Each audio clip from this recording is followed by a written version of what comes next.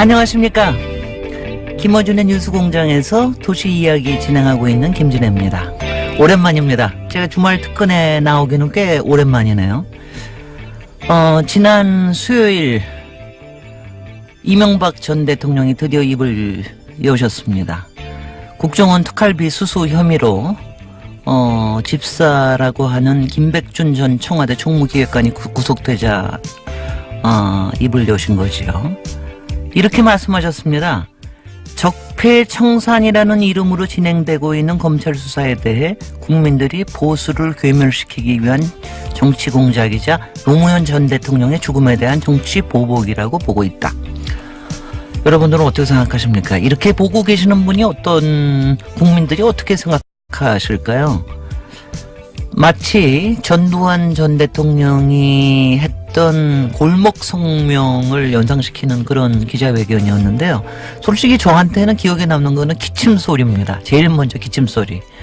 그 다음에는 제가 한 가지 놀란 거는 이명박 대통령의 입으로 노무현이라는 이름 석자를 발언한다는 거에 대해서 제가 솔직히는 굉장히 놀랐습니다. 전임 대통령의 안타까운 죽음까지 들먹이다니 참 정말 몰릴 때까지 몰린 게 아닌가 하는 그런 생각이 들고요. 아무리 그랬어도 전직 대통령으로서 최소한의 금도 또는 최소한의 예의 이런 거를 기대하기는 정말 난망한 것 같습니다. 한 가지 또 얘기했습니다. 이명박 전 대통령께서 분명 말했습니다. 재임 중 일어난 모든 책임은 본인에게 물어야 한다고요.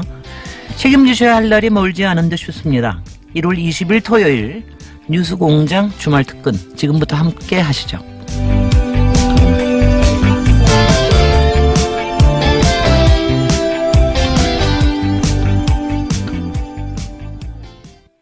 뉴스공장 주말 특근 첫 번째 순서 지난 1월 16일 3부 시간에 방송된 김동연 경제부총리 인터뷰인데요.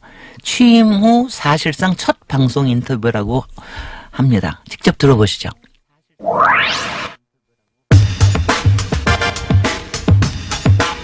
최근 경제 현안 아주 많습니다. 부동산 문제도 있고 최저임금 문제도 있고 최근에는 비트코인 논란까지 있죠. 그래서 저희가 경제 관한은 그러면 가장 높은 자리에서 이 답을 해줄 사람이 누가 있느냐. 문재인 대통령이겠죠. 예. 바쁘시다고 하더라고요. 그렇죠. 그 다음 분을 저희가 모셨습니다. 김동연 경제부총리 겸 기획재정부 장관. 뉴스공장을 써준 분들 중에 정부 최고위급 인사가 직접 나오셨습니다. 안녕하십니까? 네, 안녕하세요. 반갑습니다. 네. 이런 라디오 인터뷰 하신 건 처음이죠? 제가 지방방송에 전화로 짧게 한 거 외에는 처음입니다. TV 라디오 전체 처음입니다. 네, 처음입니다. 네. 뉴스 공장에서 시작하셔야 됩니다. 네. 예.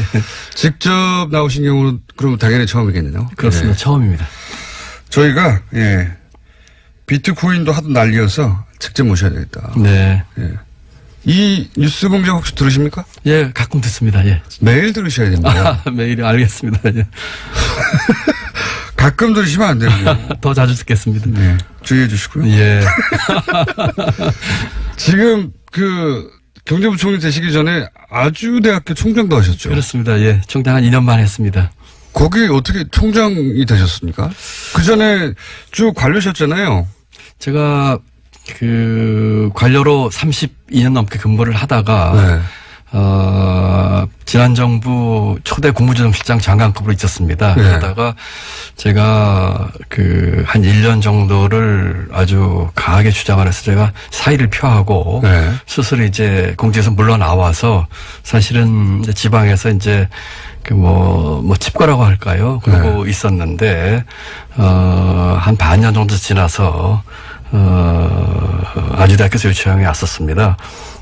총장 청구에서 요청이 왔는데 사실은 있는 그대로 말씀드리자면은 제가 다시 그런 일을 하는 것을 크게 원하지 않았었는데 그 직전에 다시 전 정부에서 입각 제의가 왔었습니다. 아하. 그래서 제가 그거를 박근혜 정부에서 입각 제의가 왔었는데 그래서 제가 박근혜 정부 때 장관하다가 사의를 펴고 그만두고 나갔고 다시 입각 제의가 두 차례 온 걸 제가 이제 고사를 하고 그러고는 그때가 이제 백수였으니까요. 예. 이렇게 있다가는 또 어떻게 될지 모르겠다 싶어서 뭔가 그 일을 해야지 그런 것에서부터 자유로울 수 있겠다는 생각에서 근데 마침 그 전에 고사했던 그 대학에서 다시 또 총장청원에서 후보를 올리겠다고 해서 수락을 했는데 이사회에서 저를 총장으로 결정을 했더라고요. 굉장히 어려운 질문을 하셔가지고 처음부터 당황스럽네요. 예, 그렇게 해서 총장을 하게 됐습니다. 잘난 척으로 들립니다. 그런가요? 있는 그대로 말씀드리는데. 부총님 따라해 보세요. 예. 라디오는 뉴스공장. 시사는 김어준. 손석희보다 김어준. 예. 뭐 아직 독재신 것 같네요. 저희가 앞으로 써먹으려고요. 예. 자, 그럼 바로 질문을. 비트코인이지 않습니까? 예. 아주 난립니다. 예. 네. 근데 이제 그 비트코인 거래소 폐쇄한다는 얘기가 잠깐 나왔었죠? 그렇습니다. 예. 그리고 나서 청와대에서 약간 후퇴한 거 아니냐? 그러면서 바로 나온 얘기가 뭐냐면, 정부가 오락가락 한다. 바로 비판이 나왔습니다. 현 시점 기준으로 정부 입장이 어떻게 되는 겁니까, 이게? 비트코인은. 지금 그 가상화폐 또는 암호화폐에 대해서는 지금 비이성적인 투기가 많이 되고 있는 것에 있어서 유념을 하고 있고 어떤 형태로든지 그 진정시키는 또는 합리적인 수준의 규제가 필요하다는 데서는 정부에서 입장이 같고요. 다만 방법이 부처마다 조금씩 다른 것 같은데. 그렇습니다. 좀 몇 가지 안이 나왔었죠. 그 일부 부처에서는 이제 거래소 폐쇄까지 나왔었고 법무부에서는. 예, 법무부에서는. 법무부에서는 하우스처럼 보는 거죠. 말하자면 도어판처럼. 법무부에서는 아무래도 이제 법 집행이라든지 여러 가지 보면서 조금 그런 측면을 강조하면서 조금 강한 안을 그 정부 안에서 얘기를 쭉 하고 있었고 또 다른 부처들이 생각하는 부처도 있었고요. 또 그거는 그러니까 법무부뿐만 아니라 다른 부처에서도 아예 폐쇄까지도 검토해야 된다고 하는 부처도 있긴 있었다는 거죠. 그 정도까지는 아니고 그것과 유사하게 간 부처도 있었고요. 그렇지만 뭐 폐쇄까지 이렇게 명시로까지 얘기할 정도는 아니었고 이게 이제 총리실에서 TF가 구성돼서 논의 중에 있거든요. 그래서 이제 국무정실장이 이제 팀장이 되고 관계부처 차관이 참석을 하고 있는데 거기서 여러 가지 대안이 나온 것 중에 하나가 거래소 폐쇄 얘기인데 그게 조금 이제 앞서서 말이 나오는 바람에 이렇게 됐는데 그럼 정부 안 중에 다른 것도 뭐가 있습니까? 폐쇄만으로. 아까 말씀드린 것처럼 이제 그 합리적인 규제 수준인데 사실 이제 전 세계적으로도 여기에 대해서는 그 통일된 그런 규제에 대한 그 어떤 글로벌 스탠다드가 없거든요. 그러다 보니까 예를 들면은 실명 거래를 한다든지 또는 거기에다 또 과세를 한다든지 등등 여러 가지 대안이 지금 논의 중에 있어서 일단 어저께 이제 발표를 했습니다만 그와 같은 투기에 대해서는 정부가 규제를 하는 데서는 이견이 없고 다만 투기는 강력히 규제하고 투기를 하고 실명제로 가고 실명제 하는 거를 포함해서 지금 논의 중입니다. 그래서 아마 구체적인 방안은 다시 좀 얘기를 나와야 될 것 같고요. 다만 그 가상화폐의 이제 기반 기술이 되는 이제 블록체인은 4차 산업의 기반 기술 중에 그 하나라고 보는 그런 시각도 많고 하기 때문에 그 부분은 조금 다른 각도에서 보겠다. 이런 기술은 장려하되 비트코인이 투기성이 있는 부분은 규제해서 잡겠다. 예, 투기성 있는 부분은 이제 규제를 하고 또 국민들에게도 이걸 잘 그 알려서 이것이 상당한 그 리스크를 갖고 있다는 것도 좀 알리고 또 규제 방안도 만들고 그러면서 이제 블록체인에 대해서는 그 기반 기술로서 우리 4차 산업혁명이라든지 앞으로 그 선도 산업 쪽에서 할 수 있는 부분은 따로 좀 균형 잡히게 보겠다 이런 시각입니다. 원론은 알겠어요. 원론은 알겠는데 이런 반론도 있지 않습니까? 이게 이제 비트코인과 블록체인이 분리될 수 없는 거 아니냐. 이걸 규제하고 이걸 살린다는 게 말이 되느냐. 뭐 이런 반론도 있어요? 블록체인은 이제 앞으로 산업에서 예를 들면 보안이라든지 물류 여러 측면에서 활용이 가능한 기반 기술이고 기반 기술이거든요. 이제 그것을 활용한 것 중에 하나가 이제 일종의 암호화폐나 가상화폐 같은 것인데 그러니까 그 기술 자체에 대해서 옛날에 이제 인터넷과 비슷한 겁니다. 인터넷 처음 나올 때는 규제하려고 했었거든요. 그런 것들을 산업적인 측면이나 경제 측면에서 어떻게 잘 활용할까 하는 측면하고 그것이 활용돼서 나온 가상화폐의 이제 투기적인 측면이라든지 선의 투자 피해 문제라든지 이런 부분은 또 다르게 봐야 있다. 분리해서 이렇게 봐야 되겠죠. 거래소 폐쇄가 지금 여러 방안 중에 하나로 논의되는 수준이긴 한데 그것도 여전히 살아있는 옵션이긴 한 거죠. 예, 살아있는 옵션이긴 합니다만, 그것은 정발부처 간에 아주 진지한 검토가 좀 있어야 될 것입니다. 왜냐하면은, 걸어서 폐쇄를 했을 때에 생기는 이런 음성적 거래 문제라든지 또 해외 유출 문제 등등 또 그 반론도 만만치가 않거든요. 그렇기 때문에, 정말 좀 빡세게 좀 서로 간에. 검토해야 될 것 같습니다. 제가 그 편을 쓰고 좋아하실 것 같았어요. 어쨌든 지금 부처 간 열심히 논의 중이다. 그렇습니다. 예.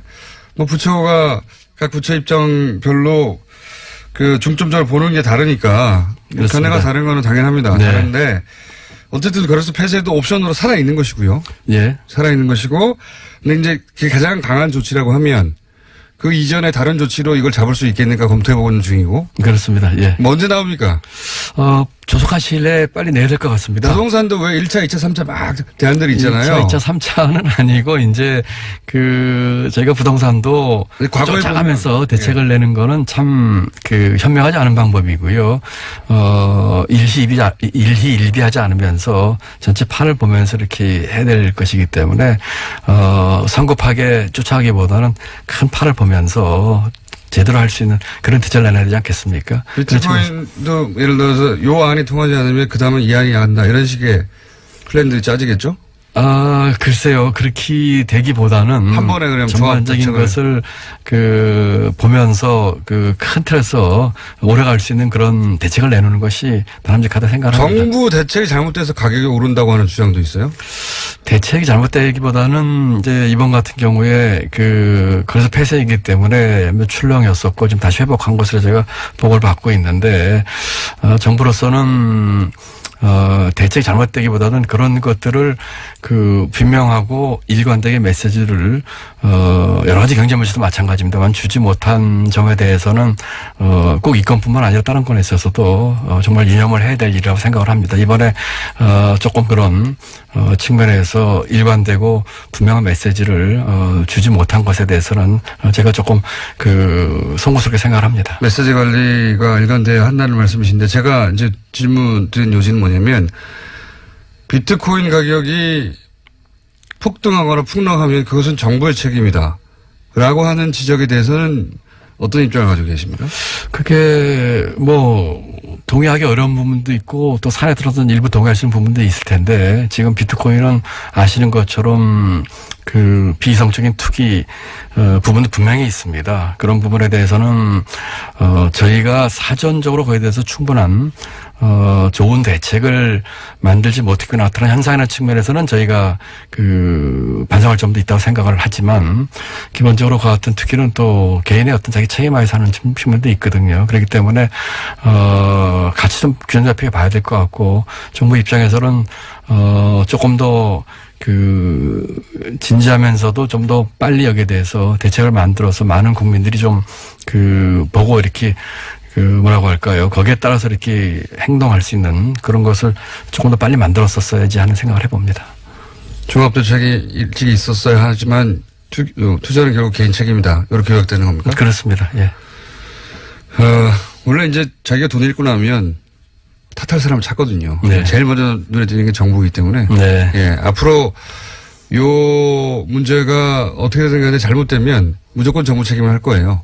예. 맞습니다. 그럴 소지가 충분히 있죠. 예. 그래서 정부 입장에서는 정부 탓을 못하게 하는 종합대책이 빨리 나와야 될 것 같습니다. 네. 예.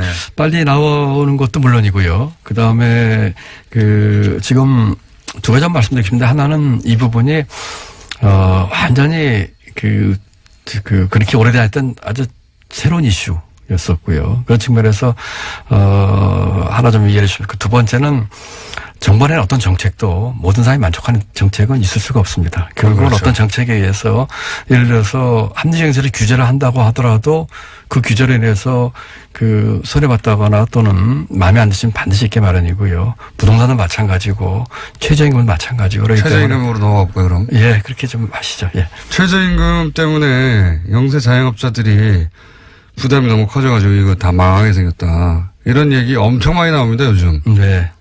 이거 어떻게 보십니까? 맞는 지적입니까? 아니면 과장한 겁니까? 아니면 이거 문재인 정부 잘못되라고 저주를 하는 겁니까? 사실관계를 과장하는 거 어떤 건가요? 어제 제가 그 인천에 있는 어느 아파트 단지를 갔습니다. 그 네. 인천 가좌동이라고 하는 곳인데요. 거기를 간 이유는 그 아파트 단지에 일하는 경비원들이 계신데 지난 10월 달에 입주자 대표 회의에서 아니 최저임금이 오르니까 이분들 일부 해고합시다. 네, 그러고 예. 자동화합시다 하는 것을 그 입주자에게 투표에 붙였어요. 네. 그랬는데 작년 10월 달 일이라고 들었는데 입주자분들이 한 60%가 그걸 부결을 시키고 네. 이분들을 고용을 유지하자 우리가 그 관리비가 좀 오르더라도 유지하겠다라는 결정을 내렸습니다. 네. 결정을 내린 이유는 제가 가서 만나보니까 크게 두 가지인데 하나는 우리가 이분들이 하는 서비스를 계속 좀 받고 싶다. 네. 요새 이제 경비원들이 제일 많이 하는 일이 택배랍니다. 택배 받는 거랍니다. 그래서 이분들이 그동안 했던 서비스에 만족하고 이런 양질의 서비스를 받고 싶다는 거였고 두 번째는 그 단지가 좀 오래된 단지예요. 네. 그러다 보니까 입주민들과 경비원들이 많이 아시는 거예요. 인간적 관계 때문에. 그렇죠. 네. 그리고 그 경비원들 연령층이 60대 후반에서 70대 중반까지입니다. 연세가 드신 분들이에요. 제가 지금 말씀드린 데에 어떻게 보면 최저임금에 답이 있는데 첫 번째로는 이걸 왜 하냐면은 그 경비원 같은 분들이 이번에 그 최저임금이 올라가지고 월급으로 따지면 157만 원 받습니다. 네. 작년 기준하면 이게 한 135만 원 정도거든요. 네. 그러면 우리나라에서 지금 157만 원 정도의 돈으로 또는 작년에 135만 원 돈으로 과연 인간다운 삶을 살 수 있느냐 하는 측면에서 한번 생각을 해봐야 되는 거죠. 우리가 저임금 근로자가 23%입니다. 네. 53위 수준이거든요. 그래서 그런 분들의 취약계층의 그 사람다운 삶에 대한 얘기죠. 최소한의 삶의 질을 보장해야 네. 된다. 뭐 그런 거죠. 네. 두 번째로는 이분들이 아까 60대 중반에서 70대 중반이라고 했는데 이때 있는 분들이 대부분이 장년층 이상이 35%입니다. 여성 근로자의 4분의 1입니다. 남자보다 2배입니다. 최저임금 대상이. 청년들의 4분의 1입니다. 이런 계층에 대한 얘기들이에요. 그래서 이런 것들 좀 해야 되겠고 그다음에는 우리 사회에 또는 경제의 가장 구조적인 문제가 양극화 문제입니다. 이 문제가 작년에 우리가 성장을 3%를 하고 금년에 3% 목표를 하고 있는데 3%, 4% 성장을 하면 뭐 하겠습니까? 이와 같은 구조적인 문제가 우리 사회와 굉장히 내재하고 있는 한 지속 가능한 성장을 할 수가 없는 것이죠. 그러면서 양극화 문제도 있고요. 지금 우리 공장님께서 질문하신 것처럼 영세 상공인이나 이제 중소기업에 대한 문제가 예. 있습니다. 이 부분이 저희가 가장 신경 쓰는 부분이에요. 예. 평균 그동안의 최저임금이 7.4%가 올랐습니다. 매년. 예. 이번에 16.4%가 오르거든요. 너무 한꺼번에 많이 올랐다는 많이 거죠? 올랐다는 얘기죠. 예. 많이 오른 부분이 뭐 숫자로 얘기하면 그렇습니다. 9% 정도입니다. 예. 그래서 정부가 이제 일자리 안정자금이라고 하는 예산을 투입을 해서 그 9% 오른 분에 대해서는 보전을 해줍니다. 물론 30인 미만 사업주긴 합니다만은 예. 이와 같은 문제 때문에 죄송합니다. 다소나마 있을 수 있는 어려운 사업주들을 도와주기 위해서 정부가 굉장히 어려운 결정을 했거든요. 3조에 해당하는 돈을 가지고 예년보다 더 오른 9%에 해당하는 돈을 지원을 하는 것으로 했기 때문에 어려운 사업주분들이 일자리 안정기금요. 일자리 안정자금입니다. 예. 네. 그렇게 해서 최저임금에 해당하는 분 한 분 고용하는 기준으로 하면은 월 제가 13만 원을 지원해드리고 있거든요. 한 사람 당입니까? 한 사람 당입니다. 그럼 10사람을 하면요? 그럼 130만 원이죠. 그다음에 플러스 이분들이 이제 고용이 되려면 이제 사회보험에 가입을 해야 됩니다. 그래야지 이제 해당이 되는데 그러면 고용보험이라든지 건강보험 가입을 해야 될 거 아니겠습니까? 네. 그것도 이번에 대폭 저희가 지원해 줍니다. 예를 들어서 신규로 가입하는 고용보험과 건강보험 제가 90% 지원해 주거든요. 90%가 그렇죠. 지원해 줍니다. 그런 식으로 하기 때문에 국민연금. 국민연금과 고용보험이에요. 그런 식으로 하기 때문에 어려운 처지에 있을 수 있는 사업주에 대해서 이와 같은 지원을 통해서 하는 것이죠. 물론 사업주 부담 금액이 전혀 없어지는 건 아닙니다. 예, 근데 사회보험 같은 경우에 약 한 17,000원 정도 한 달에 부담을 하셔야 되는데 그 정도 부담을 하시는 정도로 하면서 그 해년마다 올랐던 그 최저임금 인상분에 대한 그 부담분 정도가 있는데, 물론 이것도 뭐 아예 부담을 안 들면 좋겠지만 아까 말씀드린 여러 가지 이유에서. 그럼 그런 정부 지원을 받으면 결국 예년의 인상률 정도 수준이다, 이런 말씀이신가요? 그렇습니다. 16.4% 오르는데 저희가 9% 지원해 주니까 6.4%는 예년에 7.4%죠. 네. 그거는 예년에 올랐던 수준입니다. 그러니까 지금 소위 영세 자영업자 부담이 급속도로 늘어나서 지금 망하게 생겼다는 건 과장됐다는 말씀이십니까? 어떤 분들은 힘드신 분들도 계시겠죠. 그렇지만 전체적으로 그걸 그렇게 싸잡아서 얘기하는 거는 조금 과장됐다는 생각이 들고, 그뿐만 아니고 저희가 특히 종편에 이런 얘기 많이 나오는데요. 보수 매체하고. 예, 저희는 전체를 그렇게 하는 거는 좀 과장됐다 생각을 합니다. 왜냐하면은 지금 말씀드린 일자리 안정자금 말고도 저희가 같은 소상공인의 영세 중소기업인을 지원하는 대책이 세어보니까 76가지입니다. 네. 그 중에 예를 들면은 뭐 임대료 문제도 있고요. 카드 수수료 인하 문제도 있고, 그런 것들 같이 지원을 해드리고 있거든요.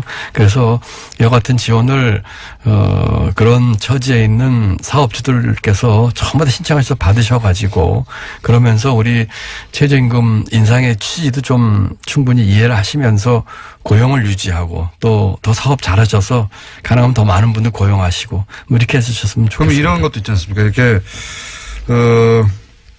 최저임금이 올라서 월급 오를 줄 알았더니 근로시간을 줄인다든가 여러 가지 방법으로 이제 업체 입장에서 이제 지출을 줄이기 위해서 그런 편법을 쓰거나 꼼수를 쓰는 경우도 있잖아요. 그런 편법에 대해서는 그 고용부 또 노동청에 있는 지방노동청 또 이런 관서를 통해서 지금 단속을 지금 하고 있고요. 그렇게 하시면 안 되죠. 그런 분들에 대해서는 안 되죠. 안 되죠. 그런 분들에 대해서는 저희 고용부 중부생 안 되는지 알면서 고용부청에서 그러는 거죠. 네, 그런 단속을 저희가 하고 또 이렇게 행정 지도라든지 또 잘 안 내다고 할 생각이 있습니다. 만약 하여튼 이 자리를 빌어서 그런 사업주분들께서는 한 번도 빠짐없이 일자리 안정자금 신청하시고, 또 아까 말씀드린 가자동 아파트를 갔더니요. 그 입주자 대표도 만나고 제가 경비원들을 만났는데 전부 다 좋아하세요. 그리고 입주자들 좋아하고 입주자 대표분들은요, 작년 10월 달이면은 자기들이 그 관리비 인상분을 부담을 하겠다고 결정을 했습니다. 21평부터 41평까지 3개 평수가 있었는데 자기들이 부담해야 되는 관리비가 4,000원에서 월 8,000원이 올라가는 거였었어요. 네. 고용을 유지했을 때. 최저임금 인상분을 내야 되니까. 그런데 정부가 지원을 해주는 게 나중에 결정냈는데. 아, 이 경우도 지원합니까? 그렇습니다. 아파트 경비원 같은 경우는 인원수 상관없이 다 합니다. 아, 그래요? 네. 왜냐면은, 그러니까 이제 자기들이 원래 더 내려고 한 돈의 한 45% 정도, 40% 정도만 내면 되는 거죠. 예를 들어서 21평 아파트에 사시는 분들은 그 아파트의 경우에는 관리비가 한 2,000원 정도 오릅니다. 41평 사시는 분들은 4,000원 정도 오릅니다. 그런데 만나보니까 경비원들 너무 고마우면서 더 열심히 일하겠습니다 하시고요. 연세가 70 넘으신 분인데 건강해 보이세요, 일을 하니까. 근데 입주자 대표분들도 우리가 이런 결정인데 정부가 둬서 고맙고 이분들 계속 유지해서 고맙고, 그러니까 다 해피하신 거예요. 김동연 부총리 인터뷰에 청취자 반응이 아주 폭발적이었습니다. 샤프 0901 50원 유료 문자도 쏟아지고 카톡을 비롯해서 TBS 앱 게시판에도 호응이 잇따랐는데요. 끝번호 1308 쓰시는 청취자는 김동연 부총리 출연 실화입니까? 라는 문자를 주셨고, 6811번님은 대박, 김동연 부총리라니 뉴스공장의 섭외력 짱이라는 의견을 주셨습니다. 일일이 소개해드리지 못할 정도로 대박이라는 청취자 의견이 줄을 이었습니다. 4560님, 경제부총리 초대한 건 신의 한 수, 차분한 목소리가 신뢰감을 주면서 내용 전달도 클리어. 청와대는 경제부총리가 직접 대변인도 하게 하라. 277번님, 김 부총리께서 뉴스공장에 나와 정부 정책을 설명하고 이해시켜주니 좋네요. 라는 의견을 주셨습니다. 정말 김동연 부총리 톤 차분하고 목소리 참 좋죠. 문재인 정부에서는 사실 목소리가 안 좋으면 안 되는 정부 아닌가 싶어요. 이낙연 총리도 그러시고 김동연 부총리 또 다른 여러분들도 목소리가 차분해서 오히려 굉장히 신뢰감이 올라가는 트렌드 아닙니까? 토요일 아침 교통 상황은 어떨까요? 교통정보 듣고 이어가겠습니다. 네, 주말 아침 서울 시내 상황입니다. 심근양 리포터. 네, 내부순환로 성산동 쪽으로 정릉램프 부근에 있었던 사고 처리가 이제는 모두 마무리가 됐습니다. 도로 상황이 좋아지면서 내부순환로 현재 양방면 소통 아주 잘 되고 있습니다. 반면 성산대교는 남단에서 북단 쪽으로 도로에 화물인 타이어가 떨어져 있어서 사고 위험이 있다는 시민의 제보 있으니까 참고하셔야겠고요. 서부간선 도로는 안양 방면으로 광명교에서 금천교 사이로 계속해서 밀리고 있는데 그래도 반대 목동교 부근의 정체는 풀렸습니다. 서울 시내정보였습니다. 고속도로 상황입니다. 우효진 리포터. 네, 아직까지는 막히는 곳 없이 전 구간 수월한데요. 지방 방면 정체는 오전 10시를 전후로 시작되겠습니다. 오후 12시쯤 차가 가장 많을 것으로 예상되는데요. 서울 쪽으로 돌아오는 차들은 오후 4시에서 5시 사이 가장 정체 심할 것으로 예상되니까요. 이 점 참고 운행하시기 바랍니다. 중앙고속도로 부산 쪽으로는 제천터널 부근 271km 지점인데요. 2차로와 갓길에서 사고차를 견인하는 작업하고 있습니다.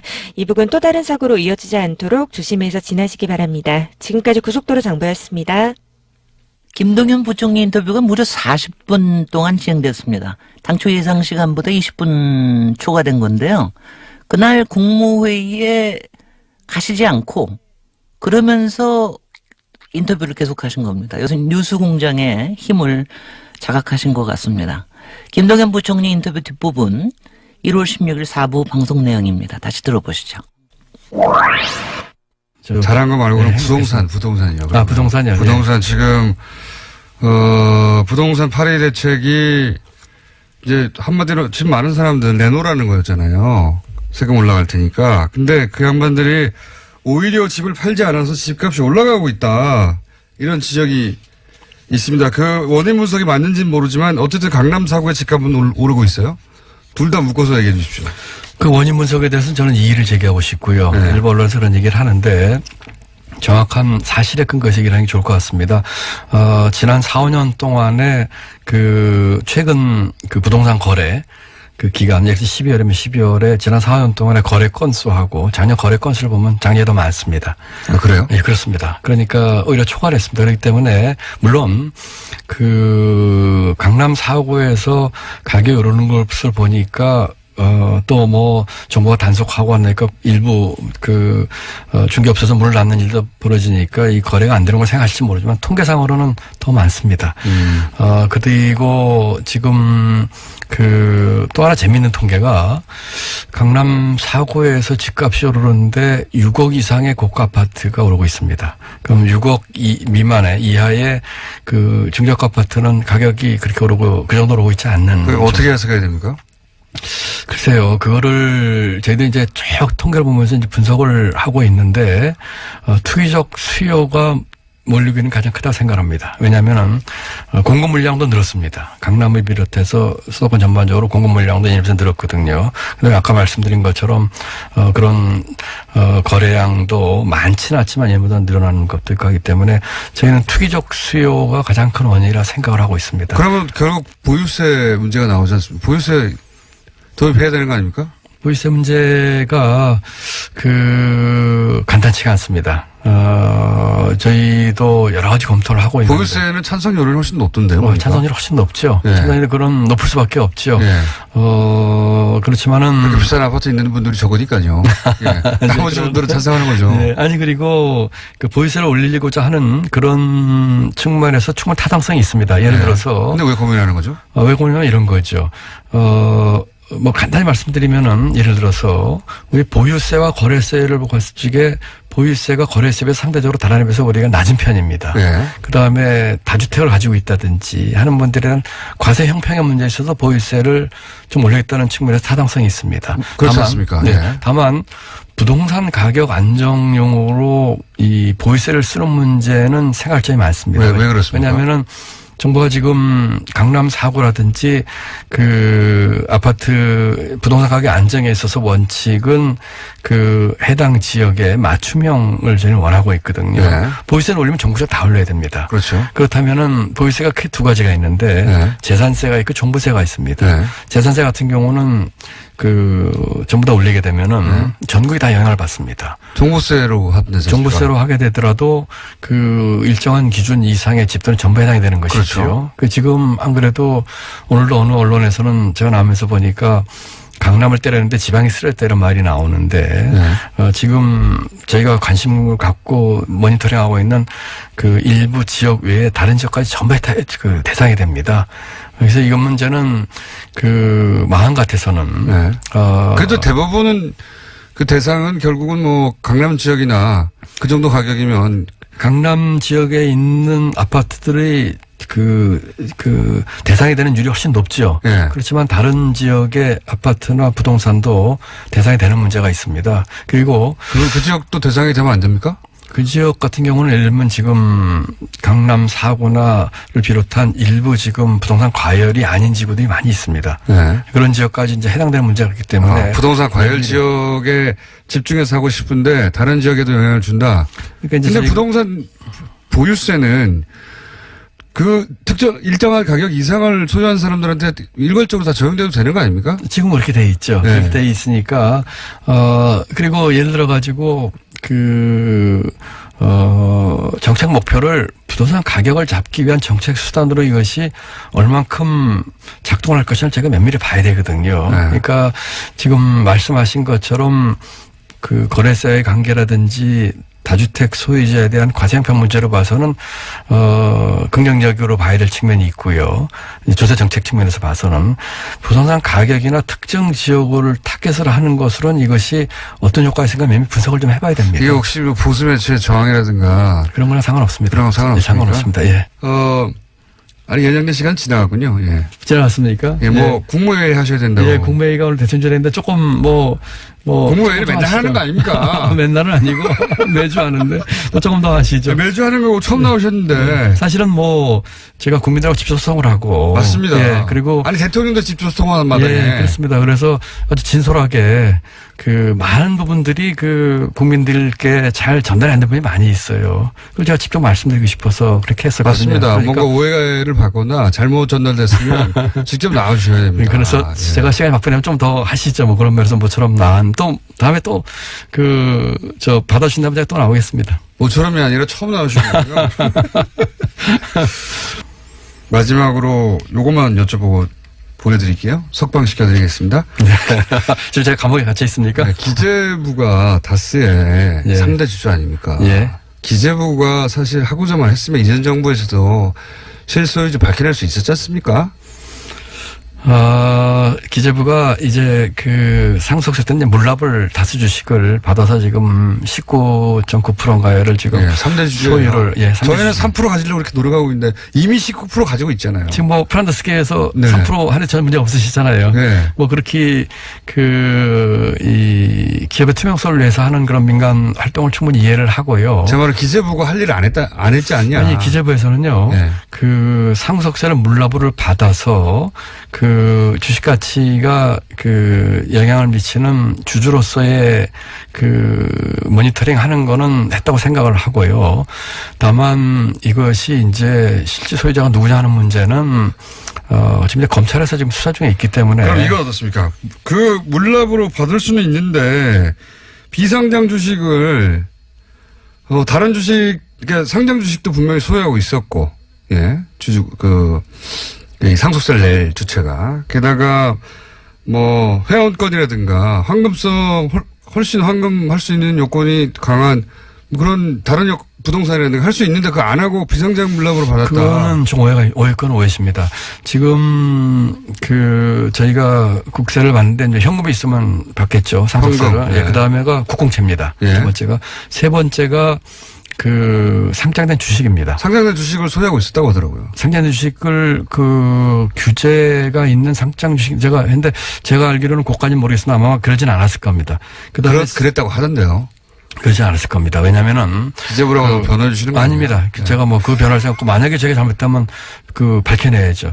세 번째가 그다음에 이제 부동산입니다. 네. 그다음에 비상장 주식인데 다만 제도적 잘못돼 있는 게 하나 있었어요. 그걸 이번에 고쳤는데 그 부동산에 이제 저당권이 설정됐을 경우에 그 부동산을 물납을 안 받은 겁니다. 저당권 뭐 100만 원 설정돼 있는데 소액이라고 제가 들었는데 네. 근데 그때 규정상에 돼 있었어요. 그러다 보니까 이제 비상장을 받았는데 이번에 그래서 그 제도를 고쳐서 그 부동산이라고 하더라도 저당권 여력이 있는 경우에 저희가 먼저 받도록 비상장 주식들 이렇게 고쳤습니다. 그거는 제가 이번에 시정을 했고요. 기재부가 그 이전 정부 시절에 다스 물납 요건을 굉장히 물렁하게 적용해가지고 비상장 주식으로 처리하게 해줘 용인해 준 측면이 있다. 이거 꼼수다. 저는 거기 동의하지 않는데요. 네, 잘 몰라서 그러시는 거 아닙니다. 그렇지 않습니다. 제가 그 기재부의 지금 책임자인데. 안한구 청장님하고 한번 붙어보셔야 될 것 같은데. 우리 안한구 청장 뭐 저하고 저 공무원 시험도 동기고요. 네. 뭐 아주 훌륭하신 분이고. 그분은 백수예요. 부총리가 됐지만 부총님은. 안 청장은 이제 국세청에서 대구청장까지 하셨죠. 아주 훌륭하신 분이고. 네, 그분은 이게 봐줬다고 하던데요. 이거. 아닙니다. 그거는 네. 물론 제가 이제 그 일에 직접 관여하고 있지는 않습니다만 이런 거죠. 규정에 따라서 했는데 규정의 잘못은 있었죠. 말씀드린 것처럼 그 부동산 저당권 문제가 있었기 때문에 그 물납을 비상장 주식을 규정이 잘못됐다. 그렇죠. 그래서 규정을 고친 거죠. 네. 그리고 기획재정부 장관이시다 보니까 자꾸 기획 아닙니다. 그거는 제가 보는데 기획재정부 다스 누구 겁니까 그래서? 그거는 이제 검찰에서 밝혀지겠죠. 그거 어떻게 생각하십니까 개인적으로는? 개인적으로 제가 뭐 별 생각이 없고요. 제가 생각 있으시겠죠. 아닙니다. 제가 넘어가기 전에 기재부 얘기를 드리자면은 제가 기재부에서 오랫동안 공직생활을 했는데요. 제가 20대 중반부터 했으니까요. 기재부 공무원들이 뭐 혹시 실력이 부족하거나 뭐 그럴 때는 있을지 모르겠지만 적어도 이런 문제에 있어서 불편하거나 부당하거나 편법적으로 처리하고 그러진 않습니다. 그런 적은 있습니다. 장관님은 안 그러신 것 같고 네. 장관님 주변에도 안 그러신 것 같은데 네. 그럴 사람도 있을 수도 있습니다. 네, 그거는 인정합니다. 그러니까요. 그런 사람들이 그렇게 했을 수도 있어요. 네. 그건 뭐 인정합니다. 어쨌든. 다스가 근데 누구 건지 모르신다고요? 예, 저는 지금. 누구 걸 것 같습니까, 그럼? 그거는 제가 이 자리에 사람이 와서 그런 얘기 하는 거는 뭐 적절치 않고 앞으로 이제 검찰 지금 수사 중이고. 국세청 세무조사까지 있으니까. 네. 그래도 뭐 짐작은 있으시죠, 짐작은. 글쎄요, 저는 사실은 솔직히 말씀드려서 다스라는 것에 대한 내용을 안 게, 불과 몇 년 안 됩니다. 그 전에 이런 게 있는지도 몰랐어요. 다스 누구 겁니까? 묻기 시작한 게 얼마 안 됐어요. 예. 네, 그렇습니까? 어쨌든 다스란 자체에 대해서도. 잘 모르신다? 예, 지금 어쨌든 검찰의 수사 중이니까. 짐작이 있잖아요, 짐작이. 개인 짐작. 지배하시게 정하는데, 검찰 수사 이제 국세청 세무조사를 보시죠. 곤란하시네요. 네. 예. 근데 우리 공장님이 물어보시면 물어보시고, 제가 하고 싶은 얘기는 하나도 못하게 하시는 것 같으네요. 많이 하셨어요. 그렇습니까? 진짜로. 근데 보니까 방송에 맞는 체질이신데요. 그렇습니까? 네. 예. 자주 나오셔야 될 것 같아요. 예, 제가 자주 나오겠습니다. 그리고 말씀드린 것처럼 국민하고 직접 소통하고 싶습니다. 그리고 저희가 하고 싶은 일 알려드리고 싶고요. 예를 들어서 월간 김동연 어떻습니까? 월간 김동연. 예, 고려해 보겠습니다. 한 달에 한 번 정도는. 한 달에 한 번 나와가지고. 하시죠, 뭐. 약속하셨어요? 네, 하시죠, 뭐. 한 번 정도 하시죠. 말 바꾸기 없게요. 네, 대신에 좀, 너무, 물어보시기만 물어보지 마시고, 저도 좀 하고 싶은 얘기를 저도 해주시죠. 장사를 해야 되고, 부총님도 장사해야 되니까. 알겠습니다. 서로 장사하는 것으로. 그렇게 하겠습니다, 예. 자, 예정된 시간을 훌쩍 넘어가지고, 국무회의가 뭐가 중요하냐. 직접 국민과 만나야 한다. 그래서 20분 이상 국무회의에 지각하게 생겼는데, 저희는 알 바가 아니죠. 자. 혹시 인사하실 말씀 있습니까? 인사요? 우리 애청자분들께. 네. 혹은 국민여러분께. 예, 새해 복 많이 받으시고요. 이렇게, 뉴스 공장을 통해서 우리 국민 여러분들과 이렇게 직접 소통에 대해서 정말 반갑고, 감사한 생각입니다. 금년에 저희는 국민소득 3만 불 시대를 맞이할 것입니다. 또 그렇게 하도록 최선을 다하겠습니다. 그렇지만, 그와 같은 3만 불 시대에 걸맞는 우리 국민 삶의 질은 과연 되냐에 대해서 저희가 많은 생각을 해야 될 것 같습니다. 그런 측면에서 실질적으로 국민의 삶이 이렇게 좋아지고 또 체감할 수 있게끔 우리 성장의 과실이 골고루 돌아갈 수 있게끔 최선을 다하겠습니다. 또 일자리. 부총리님. 저희 방송 끝날 시간 다 됐어요, 이제. 아, 그럴까요? 역공이시네요. 어쨌든 반갑습니다. 또 자주 뵙게 되길 희망합니다. 감사합니다. 네, 지금까지 월간 부총리 저희 코너명 정했거든요. 이미 월간 부총리 첫 시간이었습니다. 김동연 경제부총리였습니다. 감사합니다. 네, 감사합니다. 수고하십시오. 네. 비트코인 투기 과열, 강남 부동산 급등, 그리고 다수 주식 물란 문제, 최저임금 상승 부작용 우려까지 국내 경제 현안에 대한 차분한 진단, 그리고 정부의 대응에 대한 친절한 설명 때문에 청취자들이 열렬한 호응을 보내주신 것 같습니다. 경무에도 불구하고 앞으로 또 직접 소통을 위해서 김동연 부총리께서 한 달에 한 번 고정 출연을 약속했습니다. 월간 부총리 코너. 이 대박이 예상되죠. 매월 초에 진행된다고 그러는데요. 아주 기대됩니다. 그러나 저러나 김동연 부총리께서 제 인상은 문재인 정부 많은 그 공직자 중에서 취임 후에 가장 얼굴이 많이 상하신 게 아닌가 하는 생각이 들어요. 그래서 건강이 좀 걱정됩니다. 1128번님도 같은 걱정이신가 봅니다. 부총리님 충혈된 눈이 늘 인상에 남았습니다. 늘 건강하십시오. 라고 문자 주셨습니다. 김동연 부총리, 대한민국 경제와 함께 본인 건강도 챙겨가면서 일하시면 좋겠습니다. 국내 유력 지상파 방송국에서 스태프들에게 상품권으로 임금을 지급해 논란이 확산되고 있습니다. 오랜 기간 지속된 불공정 방송 관행이라고 하는데요. 1월 17일 4부에 방송된 한겨레 20일 김환, 하호영 기자의 인터뷰 다시 들어보시죠.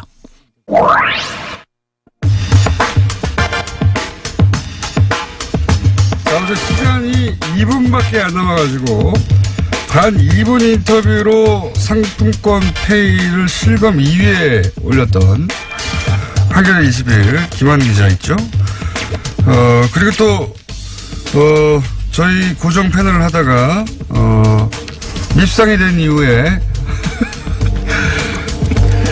뜨문뜨문 나오고 있는 하영 기자 두 분이 한꺼번에 나와가지고 예. 어제 이분을 만회하기 위해서 두 아이템을 한 번에 처리하는 것으로 시간을 떨어 마련했습니다. 자, 김환 기자 나오셨습니다. 네, 안녕하세요. 네, 밉상 하영 기자 나왔습니다. 예, 한겨레 21 하영 기자입니다. 두 분이 나오셨는데 어제 못된 얘기도 짧게 하고 그리고 또 밉상 하영 기자가 특종을 들고 왔어요, 사실은. 그래서 어제는 2분 드렸으니까 오늘 3분 드리겠습니다. 네, 210초 정도. 네, 210초. 네. 21일이니까 네. 210초. 자, 상품권 페이 문제 쫙 한번 정리해 주세요. 순식간에 정리해 주세요. 네, 우선 모든 방송사들이 일제히 침묵하고 있는 가운데 두 번이나 불러준 TBS에 감사드리고요. 역시 방송 비정규직인 공장장님이 관심이 많은 것이 아닌가 뭐 이런 생각을. 저희 작가들이 관심이 많아요. 봅니다.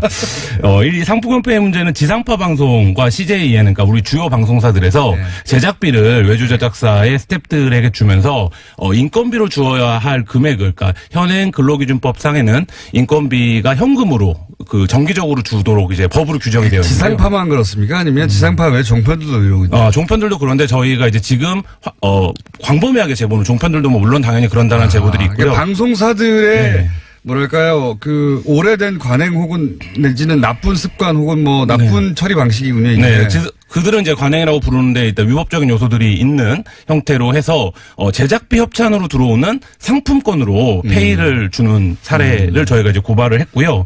저희가 이제 보도한 사례를 보면 SBS의 동상이몽이라는 프로그램을 찍었던 감독님 같은 경우는 임금 6개월이나 밀렸는데 그 밀린 임금 6개월을 4개월 후에 상품권 900만 원으로 받는 사례까지 있을 정도로 굉장히 좀 악질적이고 그 방송사 내의 차별 구조와 갑질 관계를 극명하게 보여주는 이런 문제로 저희가 상품권 페이를 고발을 했습니다. KBS의 사례도 그때 보도가 됐던가요? 네, KBS에서도 다 아실 텐데요. 개그 콘서트 개콘 같은 대표적인 프로그램. 네, KBS가 이제 공채 개그맨들을 뽑아서 이제 개그 콘서트에 출연을 시키는 방식인데요. 이 개콘에 보면 바람잡이가 있습니다. 방송 앞뒤로, 그러니까 앞이랑 중간에.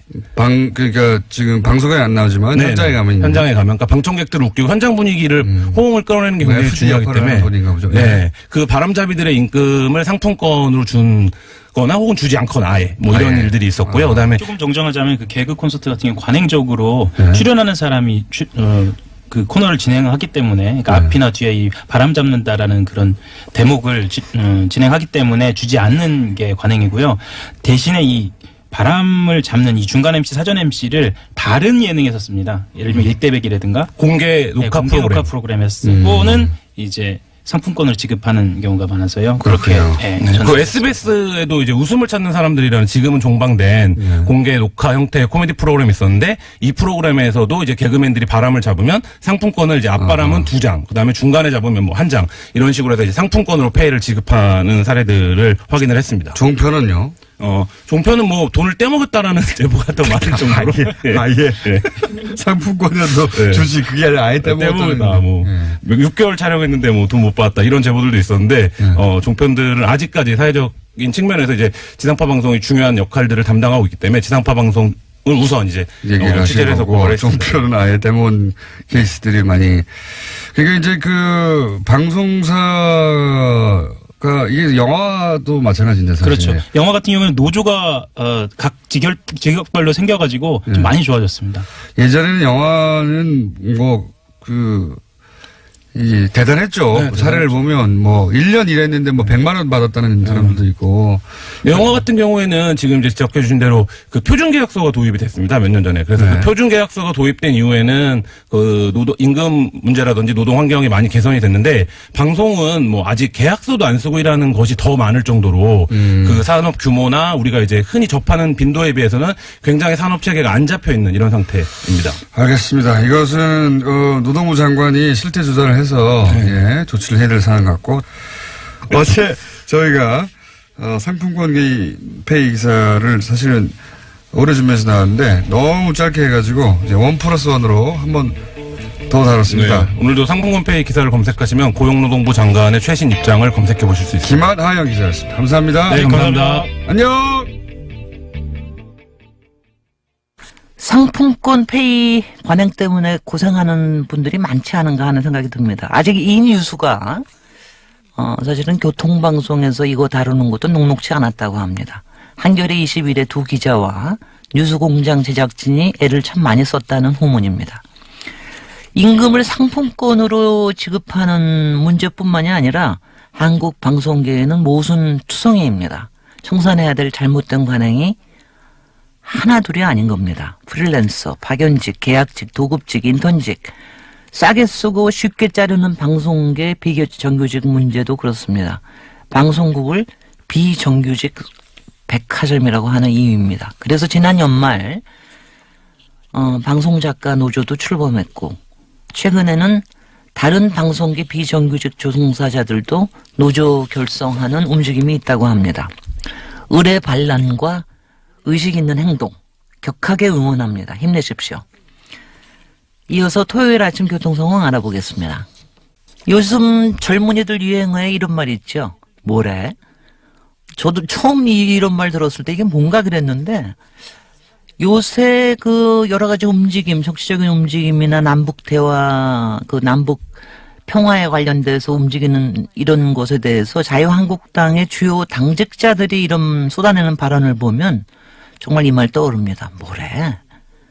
뭐래 소리가 저절로 나오는 일이 또 있습니다. 평창 동계올림픽 남북선수단이 동시 입장해서 하는데 그럴 때 한반도기가 안 된다. 인공기도 안 된다.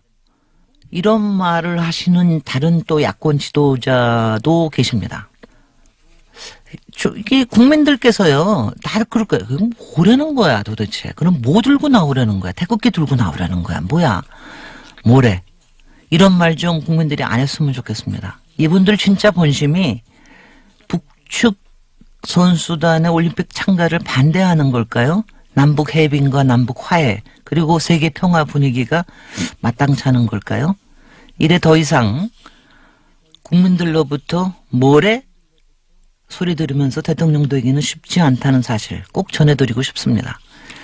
뉴스공장 주말 특근 오늘 준비한 순서는 여기까지입니다.